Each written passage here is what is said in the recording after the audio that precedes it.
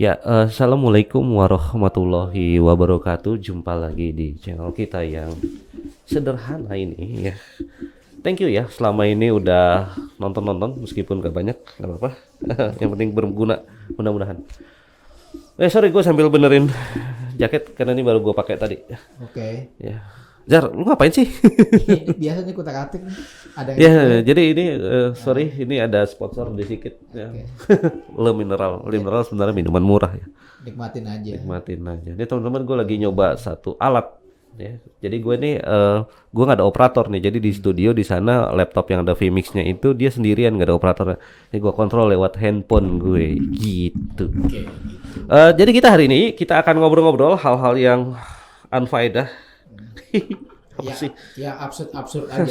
Absurd aja antara lain adalah larangan, sebenarnya bukan larangan ya, udah diklarifikasi juga sama Kakor Lantas bahwa itu bukan sifatnya larangan tapi himbauan supaya pengendara motor tidak menggunakan sendal jepit. Iya. Ya. Memang itu ada benar juga sih, terutama kalau tengah hari soek ya.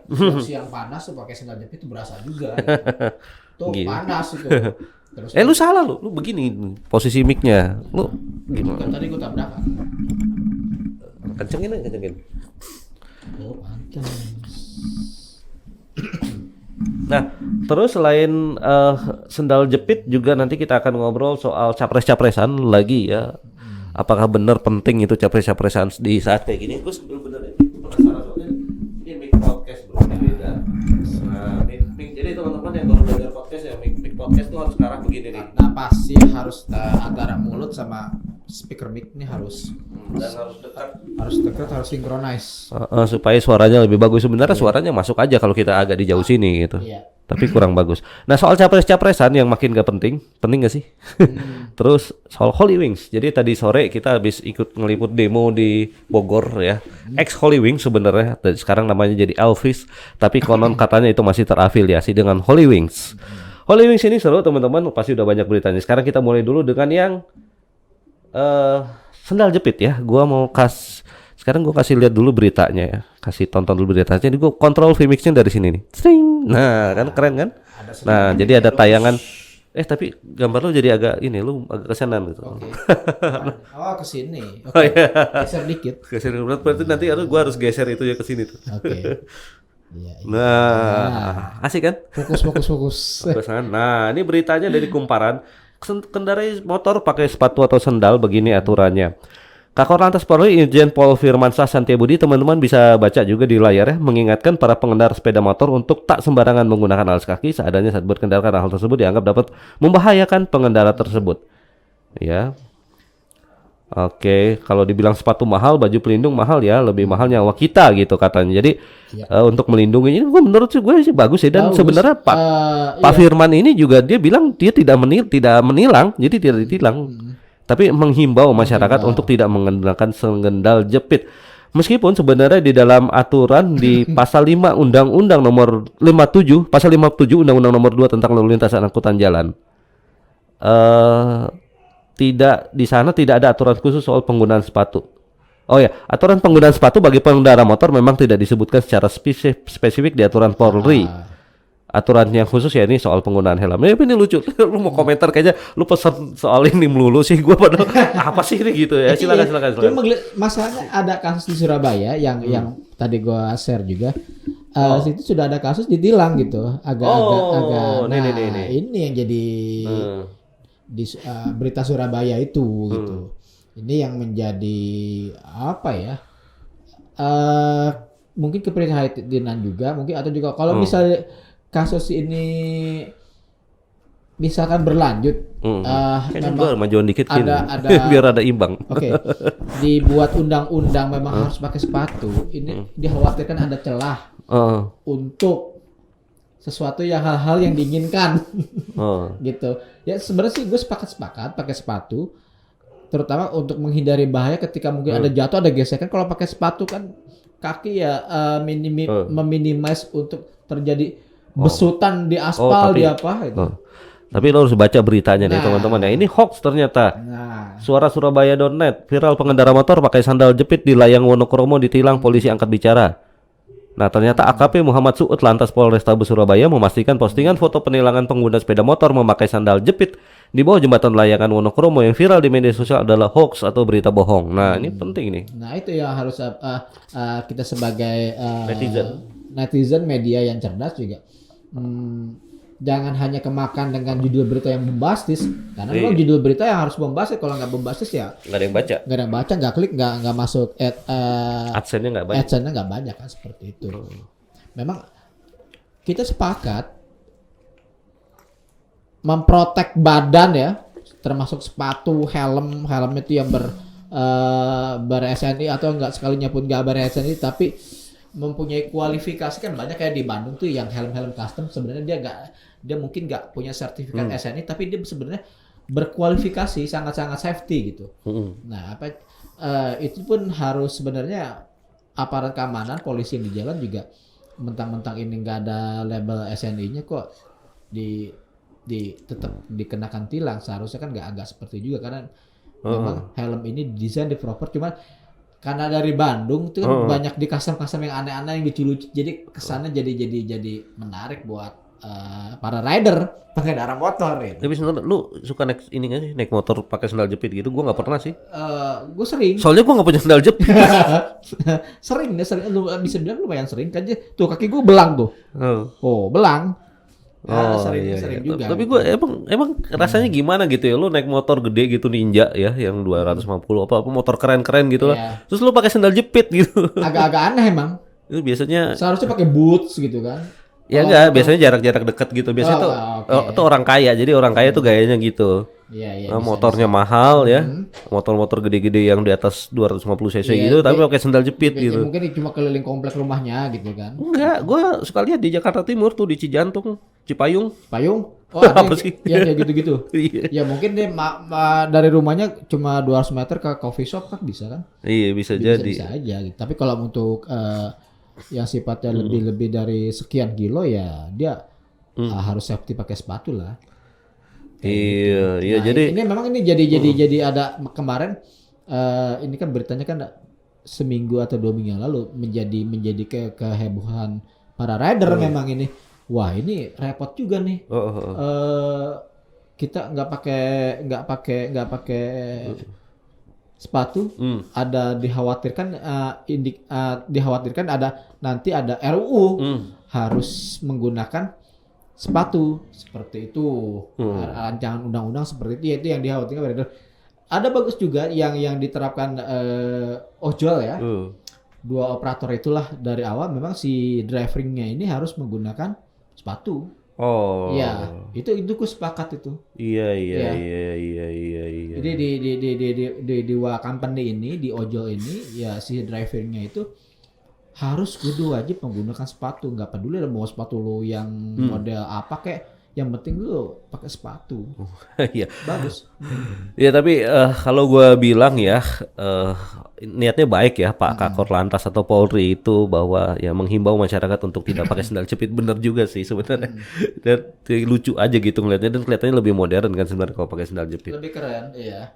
Kayak kayak alumni sekolah gue ya. Diharapkan alumninya itu datang ke sekolah itu jangan pakai sandal. Lu harus sepatu, lu harus menghargai alma mater lu gitu kan. Iya. Walaupun sepatu lu murah, tapi lu menghargai alma mater lu, menghargai diri lu, ketimbang lu datang ke sekolah ke alma mater lu pakai sendal mahal tapi ya sendal gitu. Betul. Ketimbang ya lu pakai sepatu tapi walaupun murah tapi lu menghargai seperti itu. Ya itulah gitu. Ya itikat dari pihak kepolisian itu harus apresiasi lah pokoknya lah gitu. Ini masalah-masalah ya nggak apa-apa sih artinya. Gue bilang sih ya ikutin aja, saran yang sangat baik. Sangat yang baik. Nah sekarang teman-teman itu adalah soal lucu-lucuan soal sandal jepit yang udah berlalu ya. Kita nggak usah lama-lama. Nah sekarang nih soal Holy Wings ya, capresan nanti aja nih. Holy Wings sekarang gue mau kasih lihat videonya Pak Bima Arya yang sidak Holy Wings secara mendadak, ex Holy Wings di Bogor. Kita tadi habis liput di tempat ini nih. Tadi sorry audionya belum masuk nih, sini aja ya. Ini tadi siang kan ya? Tadi siang.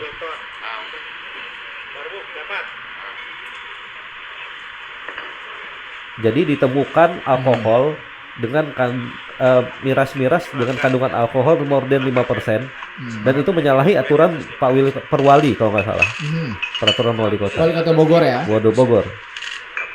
Tapi bukannya ini kan balik lagi Holy Wing ini restoran konsep bar kan, seperti halnya Hard Rock Cafe ya. Iya. Yang memang ada alkohol itu ya di atas di atas 30 sampai 70% pun ada gitu. Ada. Ya dia standarnya gitu kali. Standarnya wajar-wajar aja karena ini konsepnya restoran. Kalau di luar negeri gitu. Ya sebenarnya ini kan dia kan bukan klub kayak diskotik ya. Bukan. Sebenarnya ini kan restoran dengan konsep bar. Seperti Hard Rock Cafe yang global, yang internasional kan seperti itu.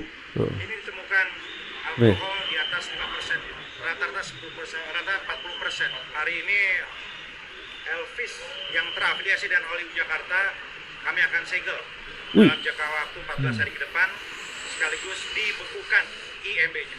Wih, mantap. Disegel 14 hari ke depan kayak ini ya, masa inkubasi ya. Gak tahu deh inkubasi apa. Iya, ini diinkubasi 14 hari. Wih.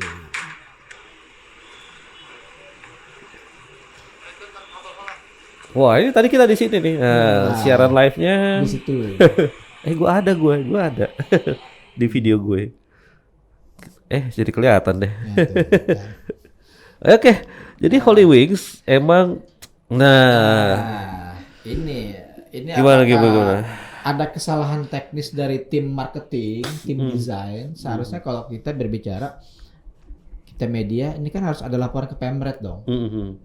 Pemret harus menyetujui. Iya. Nah kalau di bahasa industri seperti ini, dia ada bos direkturnya yang mungkin kalau owner nggak perlu tahu masalah untuk marketing, metode marketingnya, tapi ini harus ada laporan. Nggak mungkin dong pihak manajemen nggak tahu ACC gitu loh. Gitu. Yang ini yang jadi masalah ini akhirnya jadi bumerang nih buat Holy Wing yang ada di mana-mana gitu. Iya. Efeknya. Kan ada 6 tuh staffnya ya, termasuk direktur kreatifnya, terus sampai ke desain grafis, terus yang social media officernya dia yang posting doang tuh ke social media tuh. Terus yang punya idenya ini siapa, yang punya ide awalnya kreatif, ini? Ya, kreatif siapa director ini? kali. Iya. Nah itu kan mereka semua katanya ditahan ya menurut Pak Polisi ya. Kita udah lihat baru kemarin ditahannya. Tapi gue kasihan sama desain grafis sama yang posting.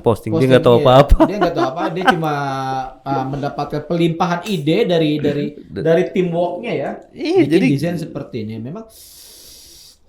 Ya menurut gue sih nggak tahu apa-apa ya. Tapi mungkin polisi punya pertimbangan sendiri ya untuk menahan mereka ya.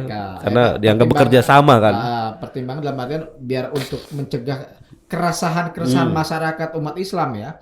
Seperti seharusnya ini kan ada 2 tokoh nama yang mewakili 2 agama ya. Seharusnya agama yang satu juga Nasrani seharusnya mungkin bisa menyuarakan yang sama. Betul. Seharusnya gitu. Jadi bukan hanya dari pihak Islam aja yang menyuarakan permasalahan penodaan ini ya. Seharusnya pihak yang Nasrani pun seharusnya memang mau bisa melakukan hal yang sama seperti itu gitu. Cuman nggak apa-apa, ngomong aja, gue lagi ngirim. Ini gue lagi podcast nih. Sepertinya memang reaksinya ini karena memang kalau di Eropa, Amerika, negara-negara sekuler liberal, agama mereka tuh dijadikan bulan-bulan tuh mereka nggak terambil pusing sih ya. Ya.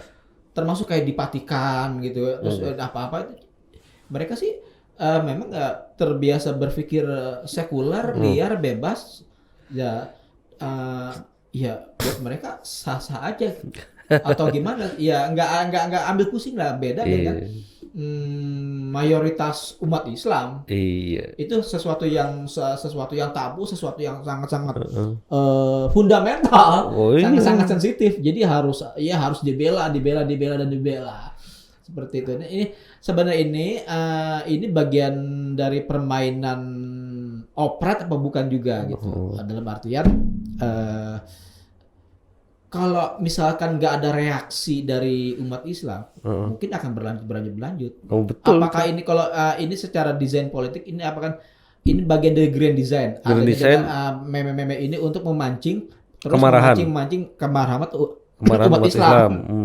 Seperti itu. Apakah memang ada grand design seperti itu?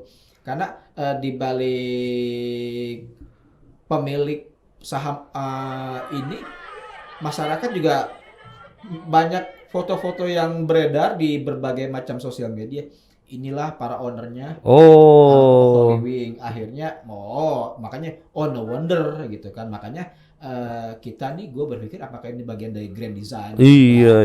Ya, kemarin setelah ada rendang babi ya. Rendang babi ya. Nah, akhirnya babi emang punya agama segala batuk. Punya agama gitu. Wah, ini pas kan. Minum dulu. Ini soal owner Holy Wings. Ini nggak tahu ini semua adalah owner Holy Wings atau bukan, tapi ada sekelompok orang-orang ya, beberapa tokoh juga public figure yang famous ya di situ ya. Dan ada beberapa orang di sekitarnya yang pakai baju Holy Wings. Kita lihat fotonya. Nah, di situ ada beberapa yang mukanya sangat famous di situ. Nah, kita nggak usah sebutin namanya, teman-teman udah tahu semua. Udah pegang informasi foto seperti ini. Nah, itu gitu. Sementara, mungkin ada kaitannya dengan Holy Wings. Salah satu owner itu juga yang sangat bisa dibilang dekat dengan Islam juga. Mungkin dia kalau dia tahu ada masalah ini nggak bakal lu jangan sampai meme ini disebar, lu bahaya gitu. Kalau salah satu ownernya ini tahu ya, masalah kan owner ini kan stakeholder dia nggak tahu. Itu kan kerjaannya marketing. Gitu. Apakah ini ya sih operasi intelijen apa? Ya, jadi teman-teman, sorry tadi sempat keputus karena ternyata laptopnya colokannya nggak bener, jadi dia nggak keisi, terus laptopnya mati. Satu paket. Sementara di sana itu nggak ada operator, jadi dia gue kontrol dari sini gitu, dari handphone gue. Tadi gue sampai mana sih? Holy Wings ya. Holy Wings. Gue sudah mau ngasih lihat dari foto-foto itu beberapa yang katanya owner Holy Wings. Owner para katanya stakeholder dari Holy Wing. Nah, nih gue kasih mau lihat ini deh, apa namanya? Tadi ya, suasana demo yang tadi nih. Oke. Ya. Ribet, sorry karena nggak ada operator. Tadi pada saat ini nih kita demo tadi nih. Jamaah agak-agak resah ya. Karena pada saat itu ada gerimis. Oh iya. Gue sempet pakai mantel. Oh enak loh.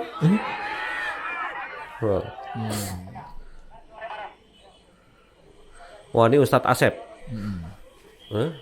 Orang Bogor. Nah, kita nggak usah tonton terus ya.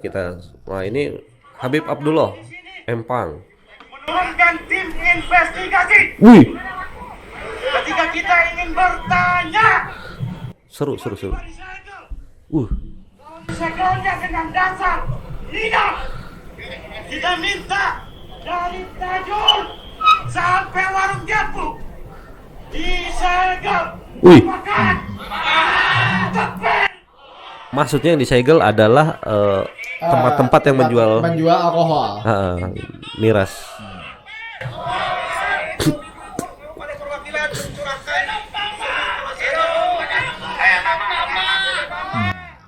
Nah ada juga bagian yang emak-emak.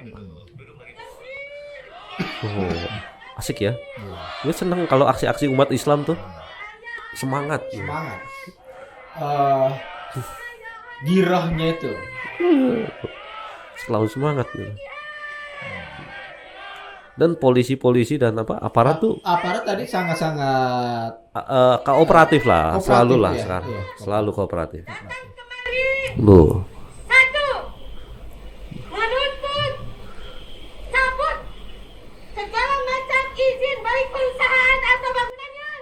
Ini Elvis itu bukan nggak tahu ya hubungannya karena belum ada pernyataan resmi dari pihak Holy Wings tentang apakah Elvis itu anak perusahaannya atau merek lainnya atau nggak tahu gitu. Tadi kan di awal videonya ketika Bima Arya bilang terafiliasi kan. Dan manisnya keimanan.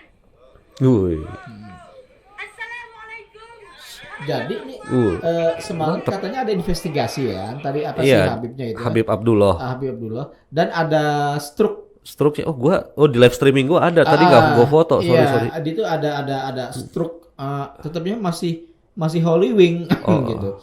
Terus ketika berubah jadi Elvis itu kapan tuh si tukangnya itu mencopot Holy Wing menjadi Elvis gitu. Gak tahu gua juga. Dan tadi itu kan lampunya mati ya. Itu sempat nyala sebentar. Iya pas kita datang nyala. Nyala sebentar. Gitu. Terus pas kita udah mulai demo berapa lama gitu mati gitu sih. Nyala sebentar sekian ada 1-2 menit ya. Itu lampu-lampu membentuk tulisan Elvis itu nyala gitu. Berarti di dalam kan ada orang. Gitu. Itu nyala itu siapa yang request nyalain lampunya? Ya pasti ada ya mungkin dari petugas keamanan juga yang meminta untuk dimatiin. Mungkin, nggak tahu. Matiin, nyalain dong. Oh iya. Iya. Sekarang apalagi nih? Capres-capresan. Apa ya? Ya. Adakah capres yang berpihak kepada pelajar? Ini sih waktu si Del Pedro itu. Ya, gue lihat CNN tadi. CN. CNN. Dulu bukan CNN, CN. Tahun 90-an tuh ada tuh anak-anak teman-teman kita itu, yang anak radio itu bikin acara namanya di TV swasta ya. CN. Anak-anak radio itu sekarang mereka udah pada di Amerika. Oh iya. Iya. Beneran di CNN dan di VOA. Padahal dulu parodiin tuh CN ya. Penyiar senior itu sekarang malah beneran di CNN dan VOA. Di DC. Gitu. Ada apa di CN berita hari ini? Pengamat soal Gibran ke Pilgub Jateng bukan. PDIP sindir Anies gue kasih lihat aja lupa.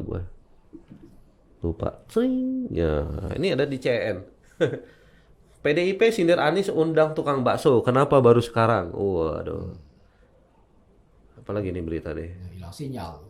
Sekarang kita ini aja, kita baca berita PDIP sindir Anies undang tukang bakso. Kenapa baru sekarang? Ini tukang bakso lagi happening nih. Iya, akhirnya menutup Rakernas Megawati akhirnya makan bakso bareng.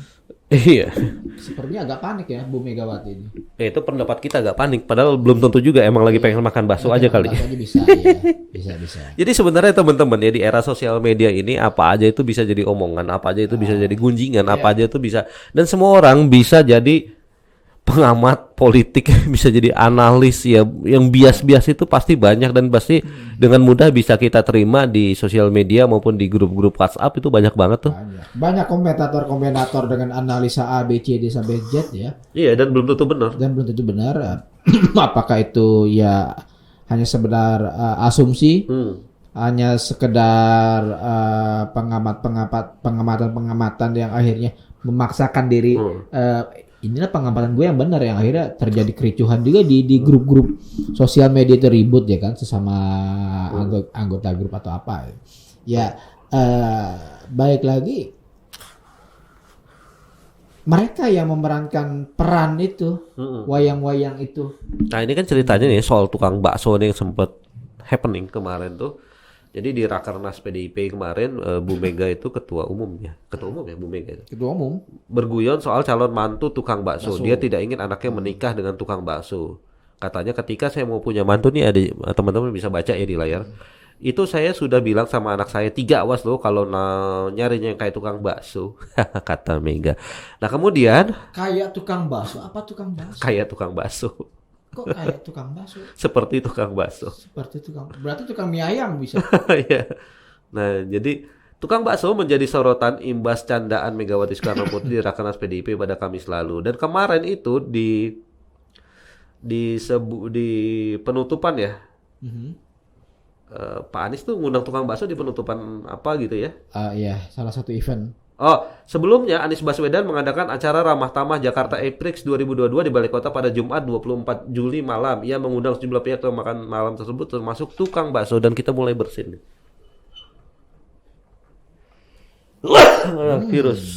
Virus COVID-19. Nah, kemudian di komentar ini oleh seperti ini ya, oleh Pak Hasto, PDIP sindir Anies undang tukang bakso, kenapa baru sekarang? Sekjen PDIP Hasto Kristianto menyindir Gubernur DKI Jakarta Anies Baswedan yang mengundang tukang bakso ke Balai Kota. Hasto mempertanyakan mengapa Anies baru saat ini mengundang tukang bakso, padahal menjabat sebagai gubernur sejak 2017. Nah, ini seru nih ya. Jadi gara-gara soal tukang bakso jadi rame di media sosial. Ya, justru di akhir jabatannya Pak Anies Baswedan dia ngundang tukang bakso.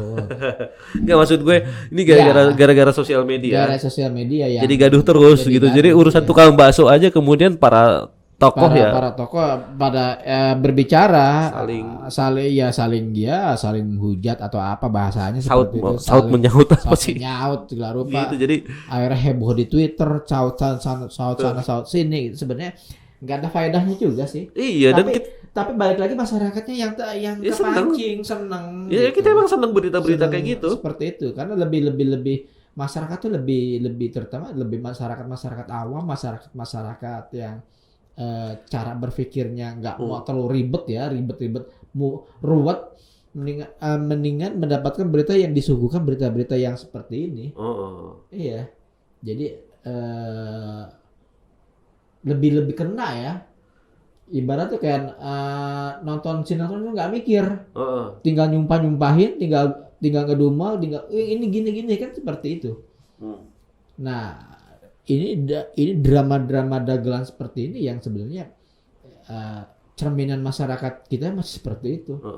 Cerminan masyarakat kita yang masih belum bisa lah yang berbicara threshold 0%.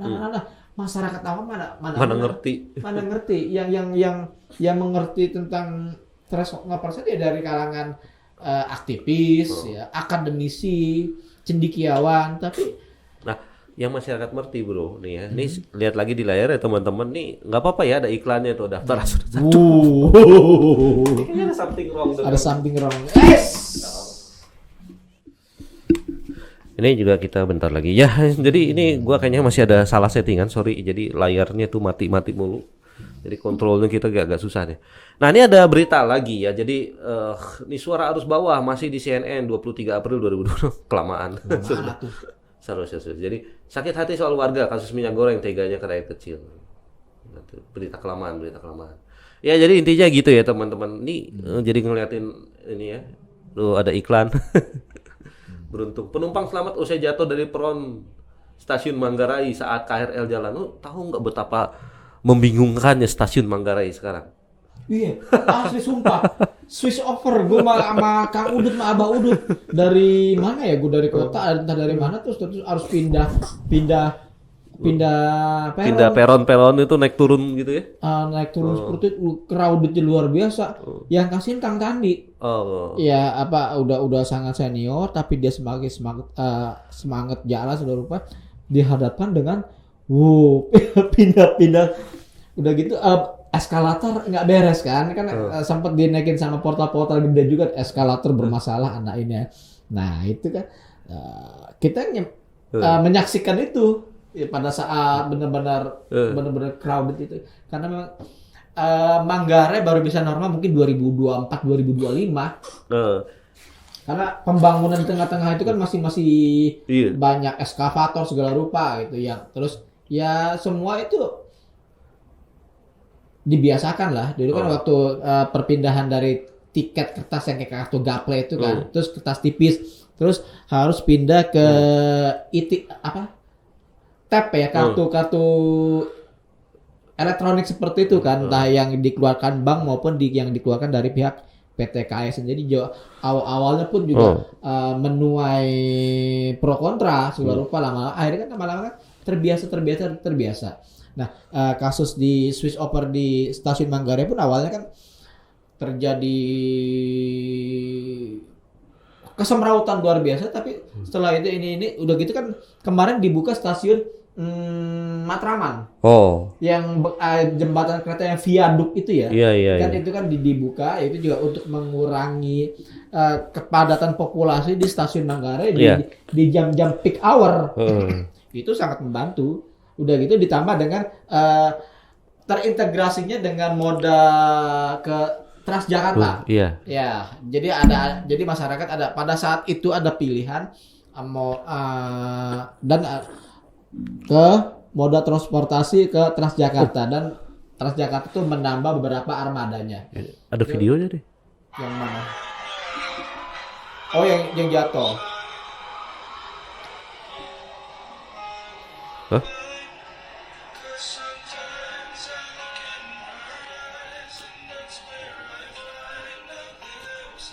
Wih deh.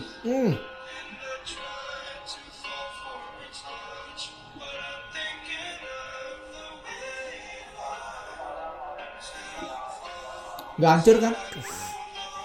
Enggak, selamat dia. Karena kalau di kolong itu nggak bakalan terjadi pepetan tembok itu aman ya sebenarnya. Termasuk kalau kita tiarap di bawah rel itu aman. Yang penting kuping aja. Oh iya. Nah, sebenarnya kalau ada di tengah-tengah rel dia tiarap atau di pojokan sana tuh tembok itu sebenarnya aman-aman saja.